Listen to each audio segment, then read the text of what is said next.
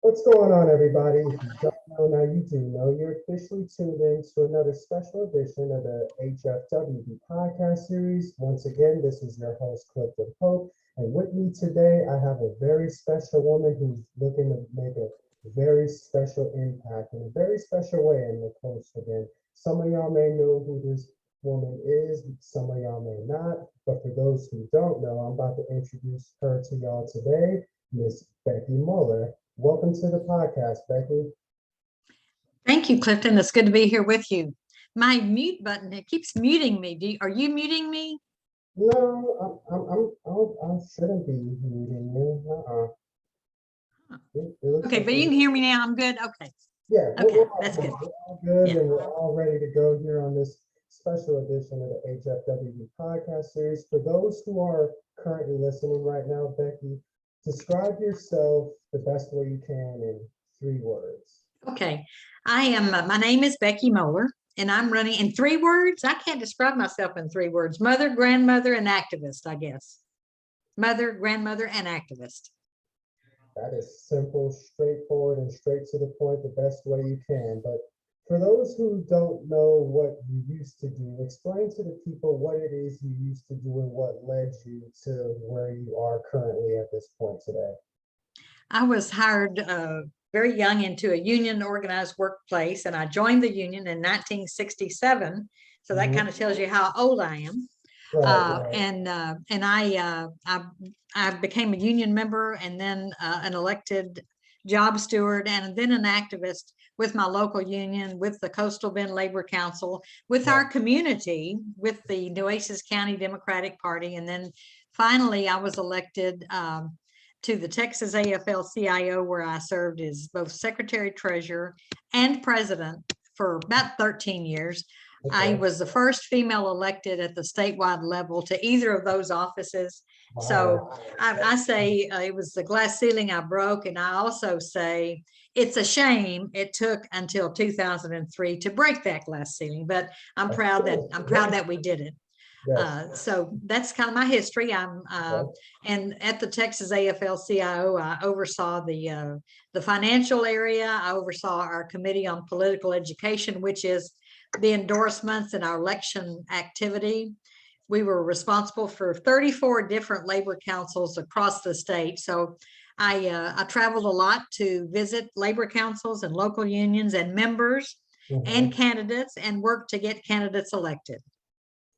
That is fantastic. And how does it make you feel personally as far as you breaking the barriers and getting to where you are today? Is that like, does that come from like, I was determined to do it? What kind of sparked that in your eyes? Well, I didn't do it to break the glass ceiling. I just did it because it was time that, that we made progress. Right. But I was pleased that I was the first one to break that glass ceiling. But at the same time, as I mentioned a minute ago, disappointed it took that long, because that was in 2003. But I had been working a long time with my peers across the state, and I was very happy to be elected and to represent them. And then when I retired in 2015, I returned to Corpus Christi, where my daughter and granddaughters are, and got involved with the Democratic Party. I told a story the other night. I'm not going to tell the exact details tonight because I don't know who's going to be listening, but I stopped by the Nueces County Democratic Party in 2016 just because I was new back in town, and I found out where it was, and I stopped in, and I've just kind of never left since then. I've been the unpaid volunteer at the Nueces County Democratic Party over at Bonilla Plaza since, I don't remember when in 2016, but I moved back home in the summer of 2015, and I began working almost year round at the headquarters in 2016.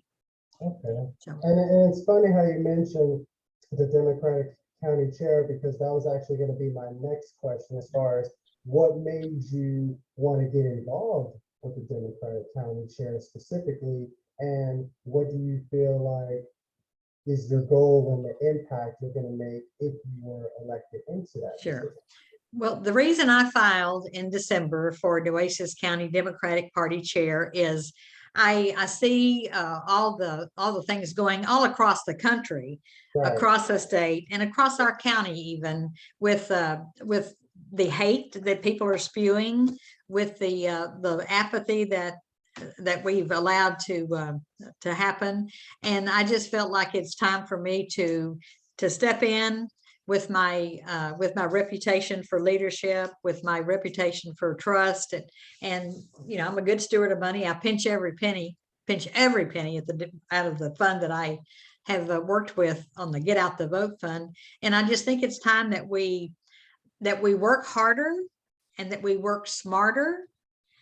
We had, as a volunteer, during the 2016 and 2018 and 2020 elections, we had been working with the faculty at both Del Mar and Texas A&M to reestablish the Democratic clubs on both campuses.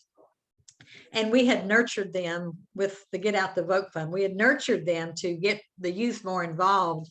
But then COVID hit, as y'all know, in 2019. And then students went back home, essentially, and we're doing remote classes. So that has fallen through the cracks. And that's one of my goals, if elected chair, to reinstitute those. In fact, this week I had a meet and greet and a fundraiser, and I asked the ones under 30 to please raise their hands.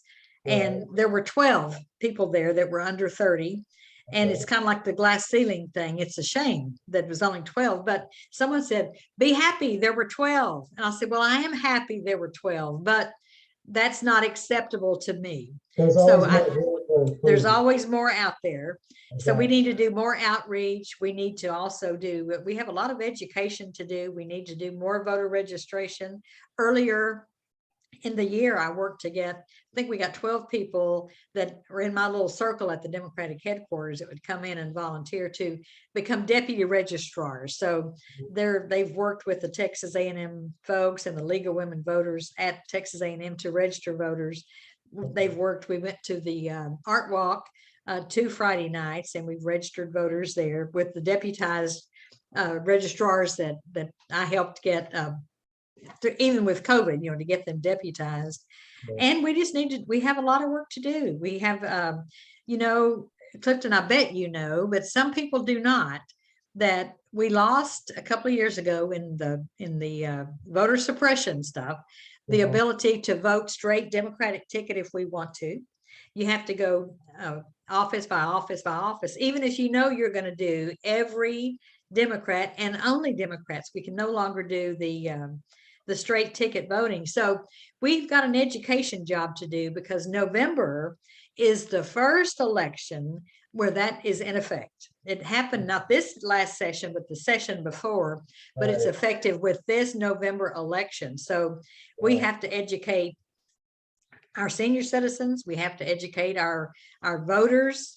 We have to educate our young voters who may not have ever voted before, but maybe have heard vote straight ticket, but that's not an option anymore. So we have a lot of work to do around that.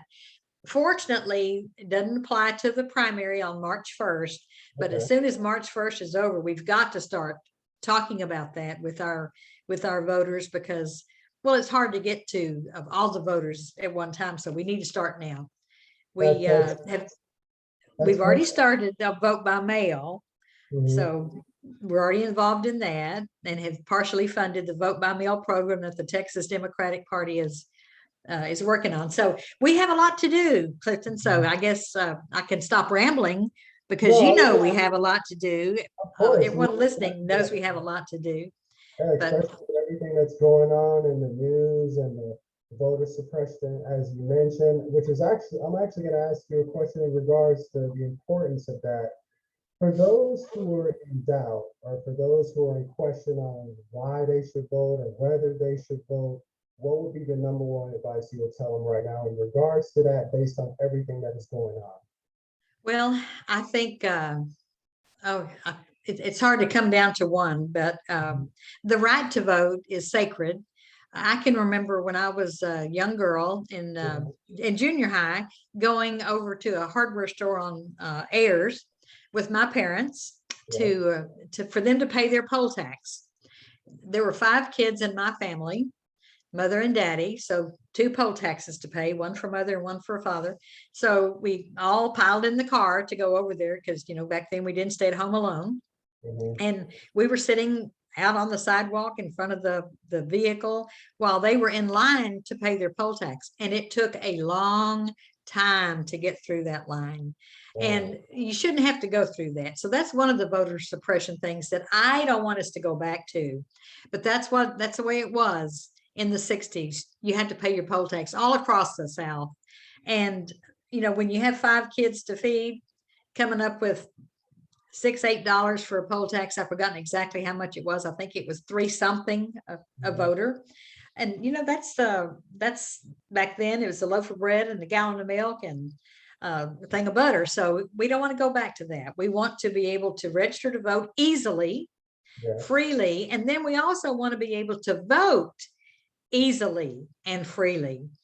We're worried about the curbside voting because people are confused. Curbside voting, where you're disabled and you have someone drive you and you can get them to bring the machine out and you can vote in your car with whomever brought you, or if you're able to drive yourself, if you're not that disabled, you can do it. But they're talking about, people are confusing that. The Republicans talk about that as drive-through voting. Well, that's not the same. Drive-through voting is not the same as curbside. I wish we had drive-through voting, but we got to hold on to curbside voting, and we have to make sure that our people who want to vote in person, the disabled can vote by mail. But many of them, and last year was the first year I've ever voted by mail. And I've been eligible for a number of years. But the ones who want to vote in person should be able to do it without fear of being criticized, ridiculed, made to feel awful because they want to do that. It's just one of the ways that the disabled can vote. It's one of the ways that whether you're a young disabled or a senior citizen disabled, you can vote in person if that's what you want to do. Yes. Now, I also remember the Hillary election in 2016. We were working out of the same place and over on Morgan. And were you here then, or were you still in school someplace? Do you remember the rain that day? It started raining about 6 o'clock in the morning. We all dug in our purses and our pockets. We sent people out to buy umbrellas. We bought every umbrella that we could find around Bonilla Plaza for our block walkers and for our people who were at the polling places, holding signs for candidates, holding signs for judicial candidates, state rep candidates. So that's why vote by mail is so wonderful. If you wake up and it's raining, you don't have to get in that car and drive on flooded roads because you've already mailed your ballot if you ask for an application to vote by mail. So I encourage anyone who has limited time and is eligible to vote by mail to do so. Or you can also vote early in person. I don't have that list today. I thought we might have it, but they're still working on that. Okay. So when I get it, Clifton, since I have your email address, when I get that, and you can get it as well, I'll share that with you so you can talk about that on another issue. But so regular early voting starts February 14th. And the last day for early voting is February 25th. I encourage you to vote by mail, vote in person early, do curbside if you're disabled, or for sure vote on March the 1st. And I would ask you to vote for me, Becky Moeller, for Nueces County Democratic Party chair. One of those times. For those who are currently listening to the podcast right now in Corpus Christi, Texas, you heard it here first. Get out there. Don't be afraid to vote. And like Becky said, vote for Becky Moeller, and she'll definitely make sure to, as far as everything she's saying, she's going to make sure everything within her willpower to get that taken care of. And with everything that's constantly changing, as far as like Becky mentioned earlier, education, the school systems, the competitive global economy and everything, my question to you, Becky, where do you see those things that I just mentioned going in the next few years, 3 to 5 years, in your eyes and your vision? Well, I think it's very unfortunate that we're still dealing with a very low minimum wage, and we expect we expect families to survive on that low minimum wage. And the only way to get that changed is through the Congress and the Senate of the United States of America. Right. The only way to get it changed is to elect people who care about families, who are trying to take care of each other, trying to educate their children, have lunch money for their children, have what they need. You know, everyone needs a computer almost now at home. You need internet at home, because that's how some of the schools are doing. A lot of their stuff is on the internet. You get your homework assignment when you go home at night on the internet. Mhm. So the paltry minimum wage we expect people to survive on has got to be changed. And Yeah. so that kind of goes into the global economy. But it's, you know what? It's a United States of America economy. This isn't even global. The other countries pay more than we do based on their living conditions. We Right. are we claim to be such a modern progressive country, and we're paying less than $8 an hour minimum wage. So people have to work two jobs And to that's make a not living enough wage. sometimes. Sometimes you got to do 3. And I've been fighting for a 15-hour wage for so long that that's not even good. It needs to be more than that. But if we could get a 15 an hour minimum wage, then we could try to work with the other employers. The other thing is, yeah, I told you I'm a union member, and I work for the Texas AFL-CIO, and I'm still a union member and an activist. But organizing union workplaces is also the key to financial success. You can sit down with your employer. You know, you as an individual, you can't go to your boss and say, I want to negotiate my benefits package. I want to negotiate my health insurance. I want to negotiate my wage. You can't do that. But if we do more organizing, and one of the things that I was acclaimed for when I was with the Texas AFL-CIO is I fought all across the South. There were 13 Southern states that I worked with, and was the president of a 13-state group. And I kept saying, we've got to do more organizing in the South. And we had another female from South Carolina who agreed, North Carolina, I'm sorry, who agreed with that. And we fought and fought and fought to get unions to come to the South. Texas, Louisiana, Mississippi, North Carolina, South Carolina, and others, and do organizing so we can increase the standard of living, the health of individuals. If you don't have health insurance, you're going to be sick. Your kids are going to be sick, and they're going to miss more school, and they're not going to work as well if they go to school sick and hungry. So, you know, we've got to make some basic changes. We're not talking about frosting on the cake. We're talking about the pancake for breakfast on Saturday morning is what we're talking about. We don't need the frosting on the cake. We need a living wage. We need access to health care. We have people who can't even afford their insulin, Clifton, because it's gone up so much. And Biden's get the blame for that, but that didn't start after he was inaugurated. We've been complaining about insulin for a number of years. So healthcare and jobs are two most important things that I care about.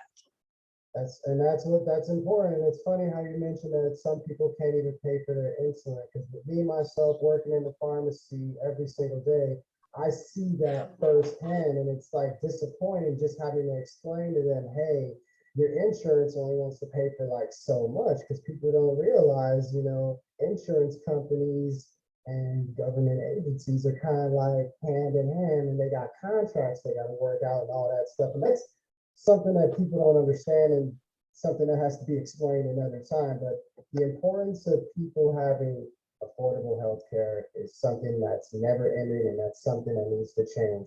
We need to make more progress, and we need to have more unity, organization, and leadership in order for us to even grow within time. And that's very, very important. And I'm glad for those who are listening to the Hfwb podcast series. I hope y'all let everything that Becky Moeller said today sink in, and please re-listen to this episode over and over again, because the information is going to make you rich in due time. Now, before I start to wrap everything up, Becky, I'm going to ask you a few questions that I've been asking everybody, of course.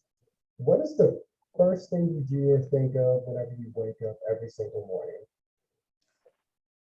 Well, first I pray that I'm glad I'm on this side of the dirt, as they say. I'm on the green side of the grass. And then I think about my grandchildren and, what they're going through that day.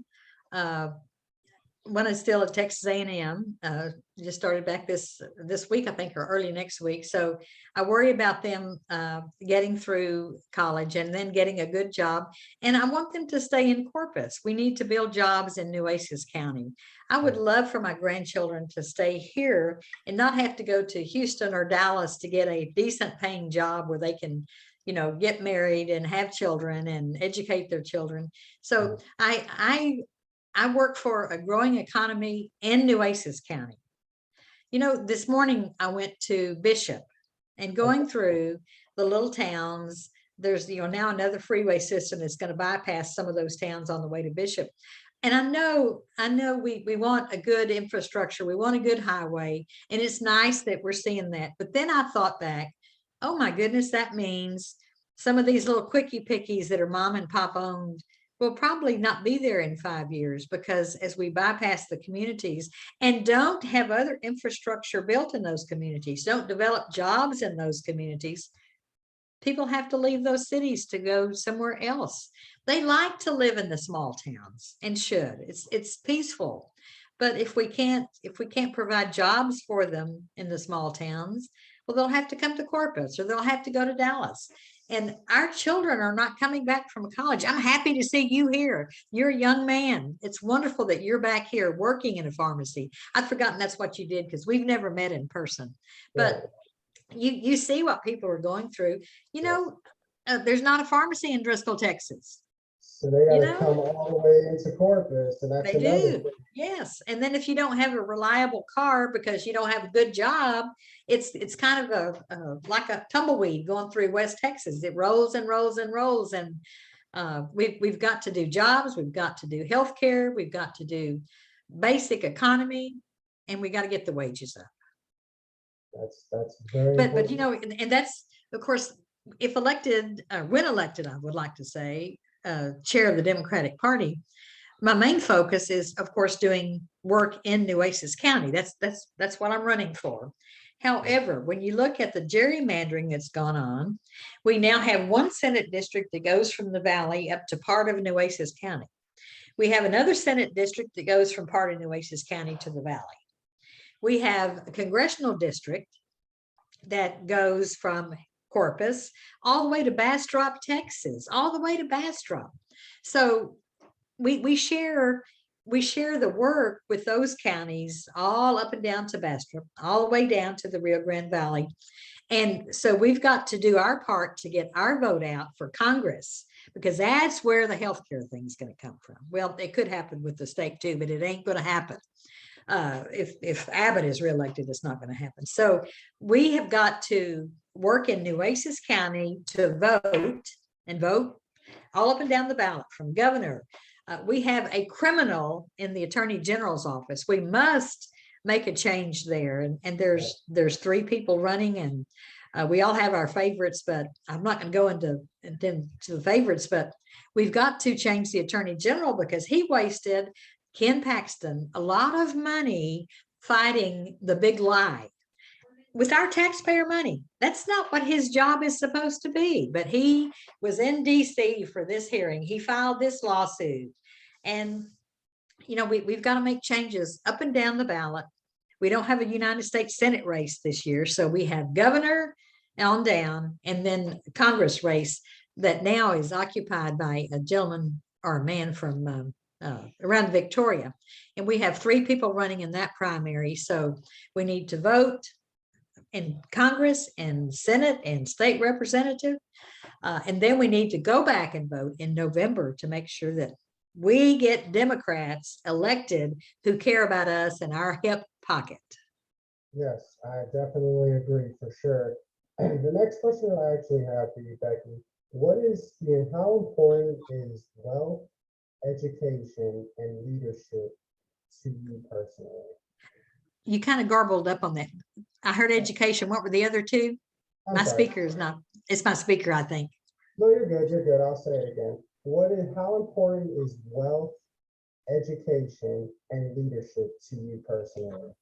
I think I think with the economy the way it is now, very few people can accumulate even middle class wealth, certainly not upper class wealth. But the key to that is education. It is education. You must get a good education, and that's expensive. And lots of families can't do that. So we need to make education affordable. We need to make sure that when we leave high school, that we are ready for college, so we don't have to take 5 years to get out. We can do it in 4 and save our parents their pension money. So, what I consider wealthy and what others consider wealthy, I don't know too many millionaires, and the ones I do know, I don't know well, but I know that I will never be one. And my parents were not millionaires, but you know what? We saved all our life. We saved all our life for education for our children. And we need to continue to do that. To do that, you have to have more money coming in than for your basics, taxes, insurance, utilities. So education is terribly, terribly important. What you can save is terribly, terribly important. This morning, I woke up to a news story that said, and you probably saw it. Probably. Most families, if they had $1,000 crisis, do not have $1,000 in savings to cover that crisis. Oh my God! And a car trouble is $1,000. A sickness, yes, depending on your insurance. If you're blessed to have insurance, your deductible might be that much. Right. But we've got to get the wages up where you can pay your bills and save a little bit. So wealth building your future is important. When I was a youngster, we talked about retirement at the Union Hall, and I can remember saying, "Oh man, I'm not gonna be here that long. I don't need to worry about this retirement plan." But you know what? I was there that long, and I did worry about that retirement plan. And I saw the employer kind of taking a hatchet to it from time to time. But I'm blessed. I did end up with a pension. So. But some folks don't have that. All they have is Social Security. You cannot survive on Social Security alone. If your spouse dies and he or she is getting Social Security, the day they die, that Social Security also stops. So, retirees that are a 2-income family, a husband and a wife, or even an LGBT family that's 2 incomes, once you die, your Social Security stops. So you've got to build a nest egg for your old age. My daughter reminds me sometimes when I say, you can't touch this pot of money that I've got in this savings account because it's for my old age. And she says, "Mom, you're there." And I am. But, when you get to be over 65 and draw on Social Security, you can't add to your savings many times because that's your job earning time is past. But education is important. Education is terribly important. Right. Building a nest egg is important, where if you have a crisis, your kids don't suffer, because there's not a lot of help out there for everything. But it all goes together. It's a big ball. Yes, it is. It's a big ball that we got to keep together the best way we can. I feel like the people who are listening right now, they definitely understand the importance of Becky Muller, the activist. But let's throw out a couple of little fun facts. What are your favorite hobbies you like to do when you're not doing activist stuff? I like to camp. I've always loved freshwater camping. I love the Frio River. I love Mathis. I don't go to the beach much because I'm afraid of undertow. I'm not a very strong swimmer. So if I go and I do like to go to the beach, I love to make coffee and go out there and watch the birds and watch the sun come up. So in my off time, I want to be outside. I want to be outdoors. You got to be in tune. Doing something. Definitely. I agree. My last question for you, Becky, before we wrap this up here. What would you tell yourself 10 years ago, and where do you see yourself personally in the next 10 years?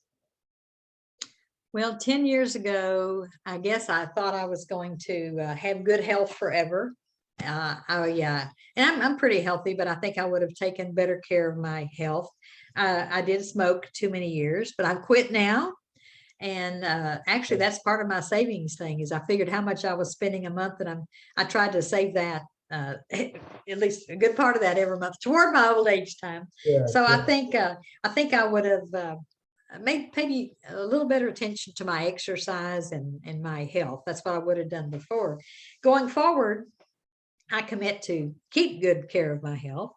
I go to swimming exercise at least 3 days a week. Now I haven't in the last 2 weeks been at all. I got to go back this week. I got real busy with the campaign, but I would walk more and exercise more, because once you get in where you're not mobile, that's when your life changes drastically. And I like to get in my car and go places. And if I were immobile, I'd be very sad. So I know I need to lose a few more pounds.